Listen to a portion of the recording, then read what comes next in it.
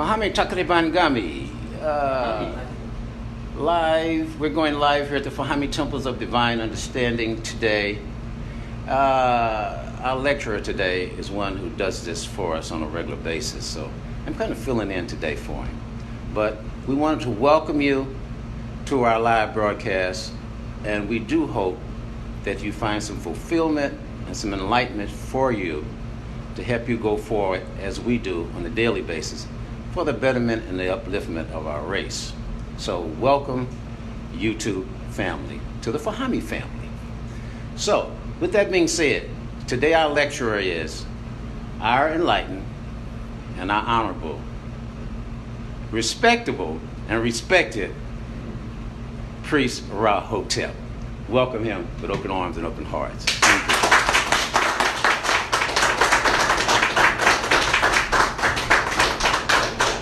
Salam alaikum.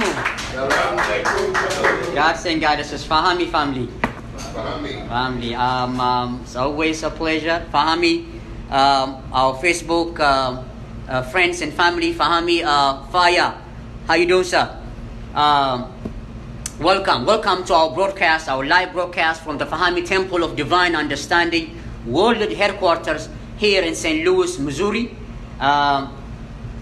Today's presentation is a continuation of my effort to answer the young man I mentored, and the question he asked me was, who are those people mentioned in our Fahamme seal?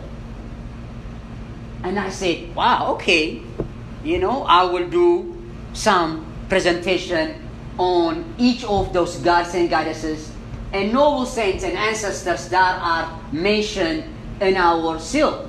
And maybe in the future, we will go back and even deal with the signs and the symbols of the Holy Fahamme seal. So our lecture, the title of my lecture is The Signs and Symbol of the Holy Fahamme seal, as produced by the culture prophet, the Holy Fahamme Ra Rasul Paul Nathaniel Johnson, B.A., since 1919. So, yes, so welcome to our broadcast again. So last week, we discussed one of our noble ancestors who are mentioned in the seal Ori. Not last week, I'm sorry, maybe last month, Last month, we discussed that, and we covered who Ori was, and we found out that Ori was Horus or Hur. And also we found out that Ori was the first king of kings and lord of lords of the Ethiopian Empire, originated from Ori over 23,000 years ago. So with that in mind, I will go ahead and begin my lecture. The lesson is a continuation from last month's lecture and an effort to explain in detail the Fahamme seal, the Holy Fahamme seal. The young man I mentored who asked me about who those names are in the Holy Fahamme seal and why they were depicted was the inspiration for the lecture. Today's lesson I prepared will give more insight about a couple of the names within the Holy Fahamme seal, that of the Neter and noble ancestor named Ptah, and the Neter and noble ancestor Osa, or Asar as On. Again, last month we covered in depth about our noble ancestor Ori. We discussed that Ori was Horus, as revealed to our Fahamme prophet of Amun-Ra, Paul Nathaniel Johnson, B.A. And he enlightened us that Horus was Ori, the Avenger, and Ori, the Avenger, and Ori, the beginning and the time. He was the first one who began recording time. Right? That's and a sage among men. Right? We also talked about and Ori the reformer, a son of Asar and Aset, or Isis, Hisis, and Hisiri. He was Ori Horus as the child and as the reformer. We talked about and the origin of the Ethiopian Empire was the king of kings Ori, some 23,000 years ago, and it was revealed by the Holy Fahamme Rarasu that Ori was Horus, and the Ethiopian Empire, as revealed in 1914 by His Imperial Majesty Emperor Haile Selassie, that and it was published in 1918 in London, that the Ethiopian Empire started with Ori was the first king of kings till Emperor Haile Selassie, who was in power till 1974. So in a span of 23,000 years, and it all started with Ori, which is Horus. Okay, and we stopped that. Okay, so after that, last week as I was doing my meditation and my prayer, I received this insight that brought joy to my spirit, and we will go with the lesson. And that insight I received was this name, Orion, the star system Orion.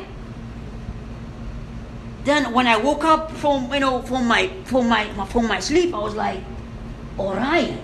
I said, no, it's Ori and On.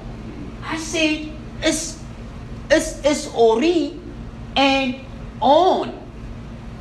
But when we say it, oh, that's the Orion constellation. It's Ori On. I said, wow. Ori, and of course he is the hunter, the avenger with the. So that inspiration came to me. I was like, wow, that's beautiful, Ori On. So I said, wow, who is On? We know who Ori is, but now we'll talk about On. On in the Holy Fahamme Gospel teach us that On means strength, and it continues to enlighten us by revealing to us that Allah is On. Okay? If I write O-N, we say On. But if I put E, we say one. It's not one. This is On. O-N, on. So in the gospel, it's for some reason. When we pronounce it, we say that's one. O-N-E is one. No, but On. Allah is one. Oh, not one, is On. So Allah is On, the word of light and word of truth. It says in our Fahamme Gospel. On is a word of power. Okay? So that just came to me too. I was like, oh, Ori, On. It's not Orion, it's Ori and On, the two noble ancestors that are in the stars. You see?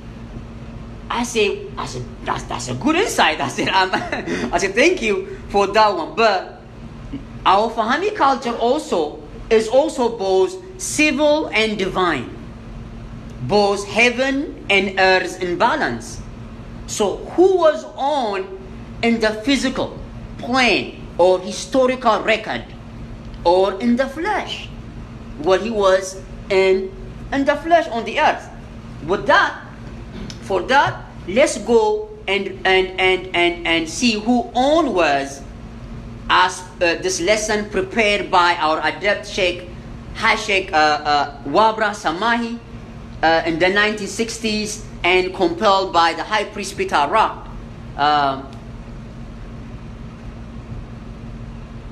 February 19, Feast of Fishes and Fertility. It says, let us salute his city, or Osiris, as On, the son of Kim, or Ethiopia, who built the world's first boat and called it an ark. So this lesson will just tell you right there that On was the noble Ethiopian ancestor who first invented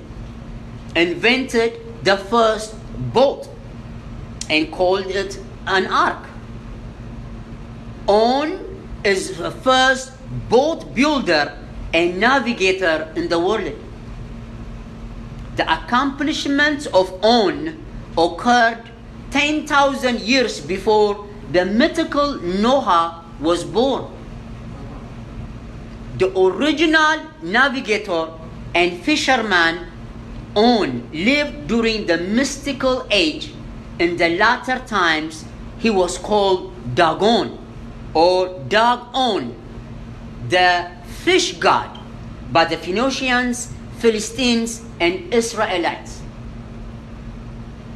Our holy Fahamme Rasul further enlighten us by saying, as the world's first fisherman, he was copied by the Greeks as Triton. When combined with his city or Oceanus, to whom water has been dedicated, he became the Greek Poseidon, the Latin Neptune, the Chaldean Onus. Okay? This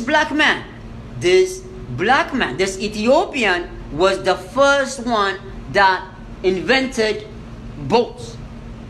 His first float or raft was enlarged and improved by successive generations of Kemites. When they learned to make On's original float watertight, it became a canoe. With further improvements, it became then a skiff or boat. And this another revelation by our Fahamme Rasul, our culture prophet, which is very, very important. After Isis invented the sail, the boat grew in size until it became a ship. Stop right there. This is a very important revelation from our culture prophet. He said it was Isis. It was Isis that invented the sail. That changed the whole game. Can you believe it? Like, what?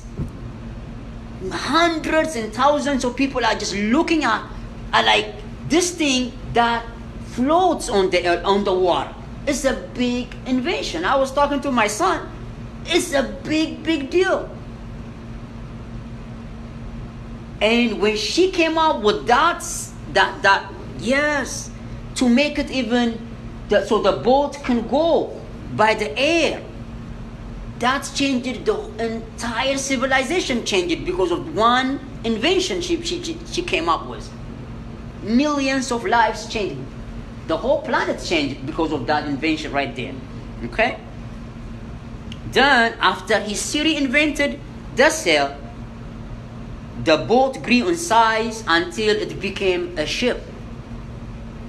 So I was the same thing what we were showing with Malachi. Now we have these warships with 5,000 people. All the beginning of it all was On, you see.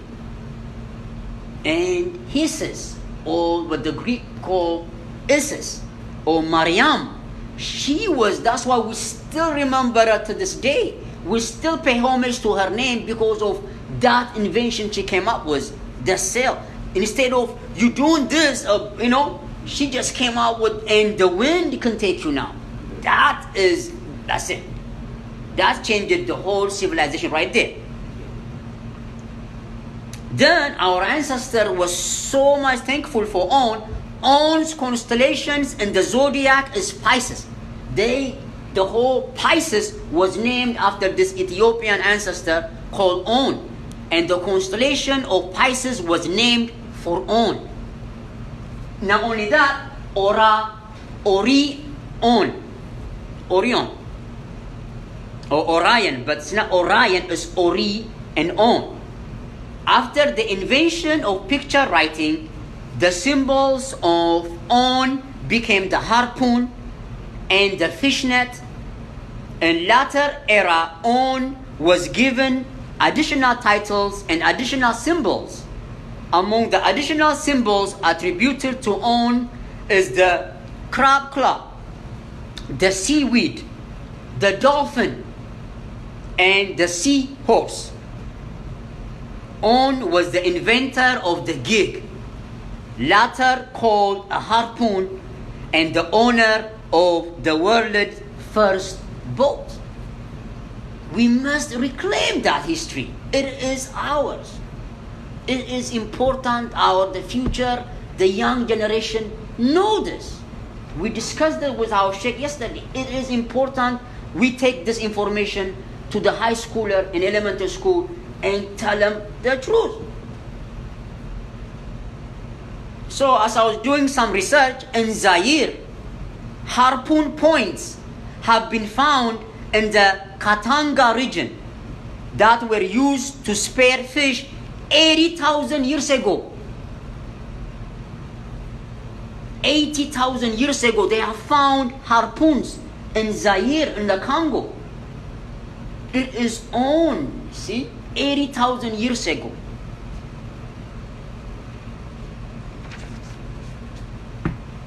So with that, now we have a better understanding of, just one more understanding of Orion.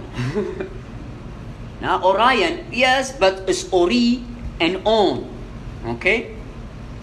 Then we're going to go to the next one. Moving on to our noble ancestor, or angel, or agent, Ptah.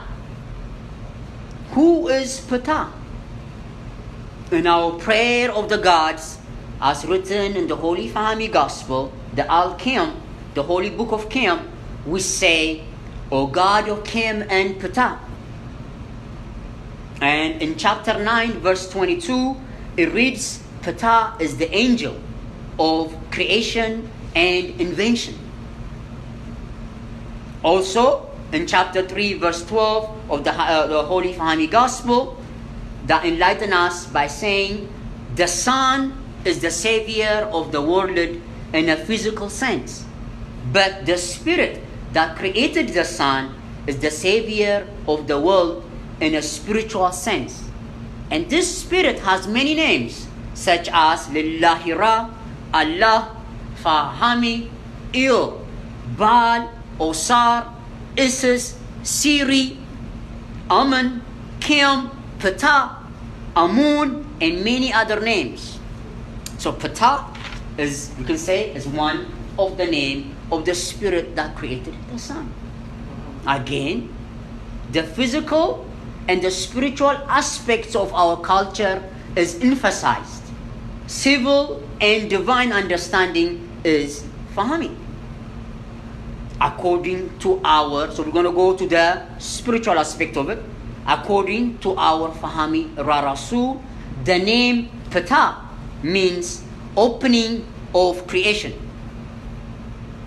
The Natar Ptah, or the agent Ptah, is depicted as mummified man with only his hands free to grasp a scepter. He is also typically shown wearing a skull cap and standing on the plant-shaped stone or rock. The culture of Natar Ptah grew out of the theology of the priest of Anu, which are the priests of the Oromo of Ethiopia. They're still here. They're still intact. Our culture and the priests of Anu are the priests of the Oromo, who still wear that leopard skin. They still do. They still wear it. Was recorded on Shabaka stone that it was Neter Ptah. I'm going to go back at the culture. I'm going to go back to it again. The culture of the Neter Ptah grew out of the theology of the priest of Anu and was recorded on the Shabaka stone that it was Neter Ptah who used the words that called the world into being. In other words, the words spoken by the Neter Ptah became the actual causes of all creation.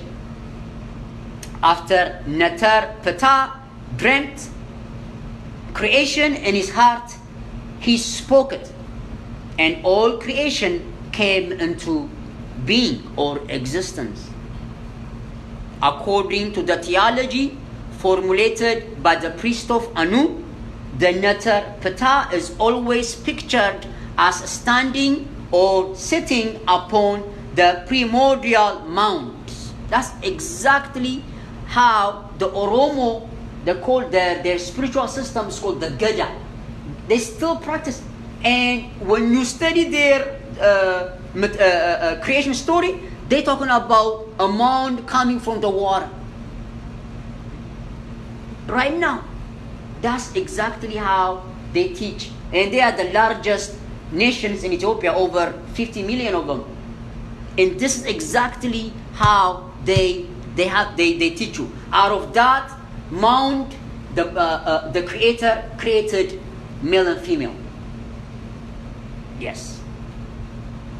Okay? According to the theology formulated by the priest of Anu, the Neter Ptah is always pictured as standing or sitting upon the primordial mound. The primordial mound is a symbolic, our Holy Fahamme Rasul enlighten us, say, the primordial mound is a symbol created by our noble ancestors to represent the foundation or basis of the creation of the universe. See, the primordial mound represents the principle of Mayat or internal truth. Amen. Okay? This is to say that the foundation or basis for the idea of Neter or God and all of the work of God is based in a truth that is internal. In the symbolic and poetic language of our ancient culture, truth is the primordial mound or foundation of everything in creation. It was with a firm grasp of the truth that our ancestors developed every facet of our ancient cultures, religions, societies, governments, etc. And it is with the same firm grasp of the truth that the downtrodden sons and daughters of Cush and Cam will rise again. Yes. So, now we understand the creation aspect of the Neter Ptah. Where is the invention aspect of it? Because we say in the Holy Fahamme Gospel, chapter 9, 22, that Ptah is the angel of creation and invention. Before we go to the invention, why is the Neter Ptah the God of invention? I would like to show a short clip. I was hoping Akasa will be here. It's going to be a short clip from this movie called Kung Fu Panda. Okay? And before I go to it, let's go ahead and see that. They make it into a child for children can understand, but they are speaking something deep, something ancient knowledge invented by our noble ancestor Ptah. Okay.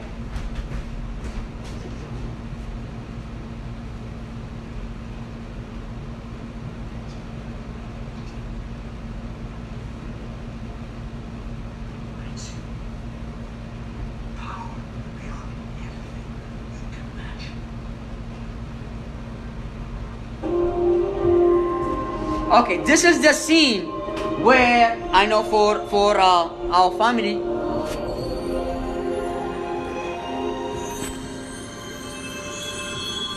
Wow! What was that? That was chi. Wow! What's chi? The energy that flows through all living things. So you say, This was the part where his teacher was using the energy of his chi, and he was transferring that energy. It's on Kung Fu Panda, the third part for those of you, where Panda, Poe's master, his teacher, was showing him how he can transfer the energy from his being into plants and other things. All right. So I was showing Malachi, but it is a truth to it.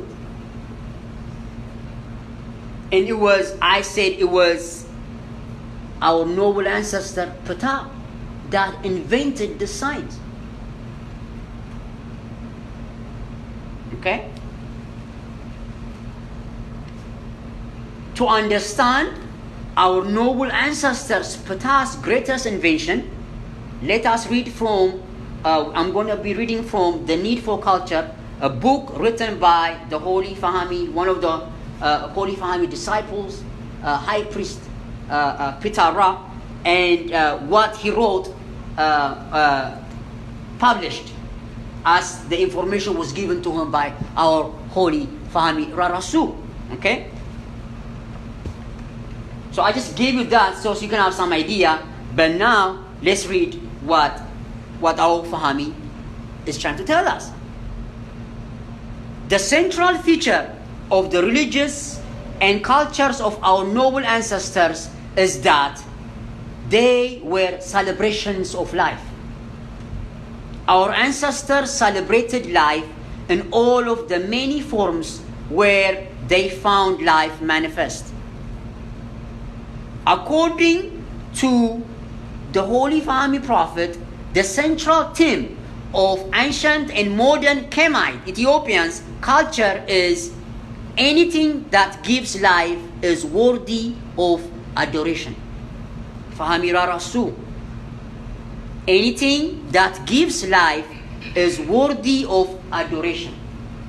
Thus, for the thousands of years that our ancient, holy, and noble ancestors studied life, investigated life, and recorded their findings, they celebrated the creation and maintenance of life, and they celebrated the forces responsible for the creation and maintenance of that life. Okay? The holy temples they constructed, the holy monuments they erected, and the holy statues they carved were all alive with the life force that only they knew how to infuse into the things they created and built. Just like we saw on the movie, how this his teacher used the energy and he transferred that chi into the plant. Okay?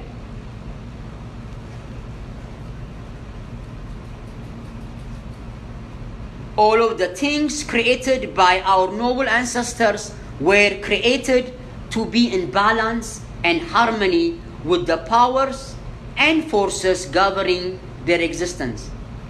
The powers and forces that gave them their life. It is the life energy infused into the things created by our ancient ancestors that is responsible for the ability of those creations to resist the deterioration that otherwise naturally occurs in all man-made objects. How is it that we found 6,000-year-old vases, 8,000-year-old mummies? How?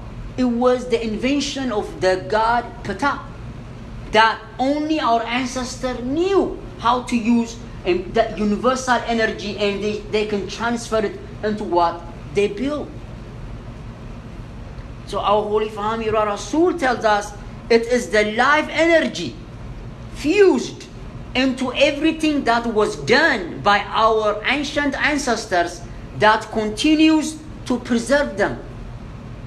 It is this life energy that has caused things that have been buried for thousands of years and newly unearthed or discovered to appear as though they have been only recently completed.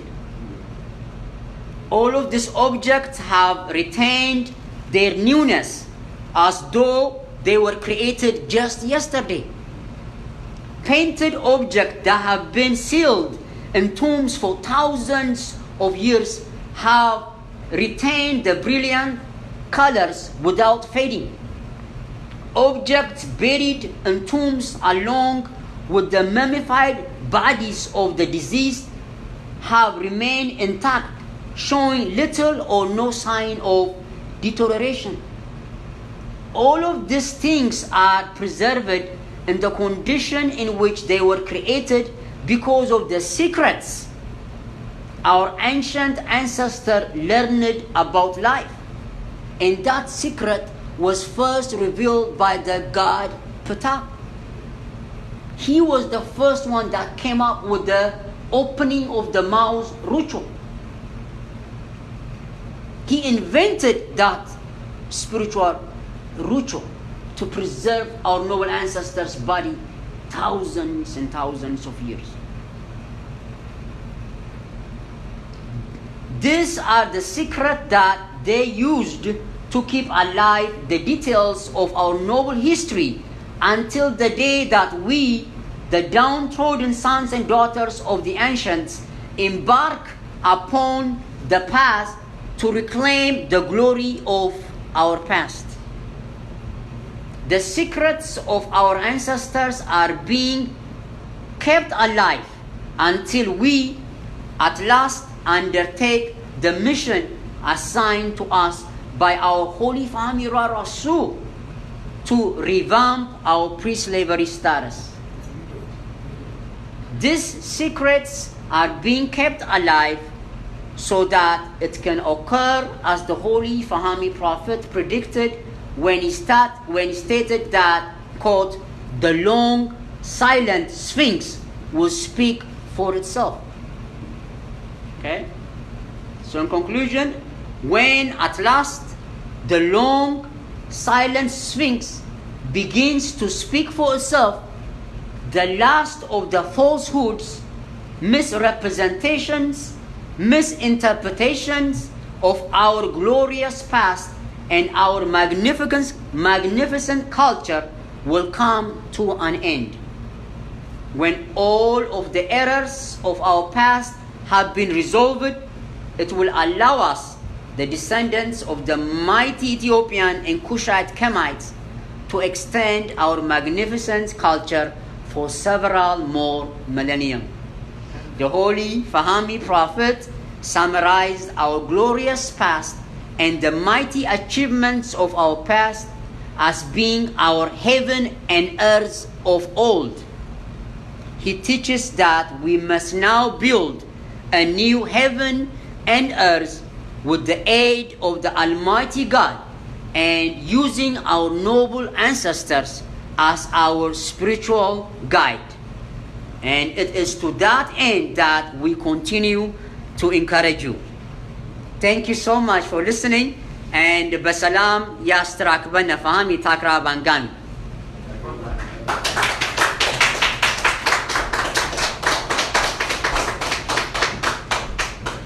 We want to thank you, YouTube family, for tuning in today for our bi-weekly lecture. We hope you came away with something beneficial for you and enlightening, because our goal is to propagate this magnificent culture of Fahamme above all. With that, Besalam Yistarak Kapene.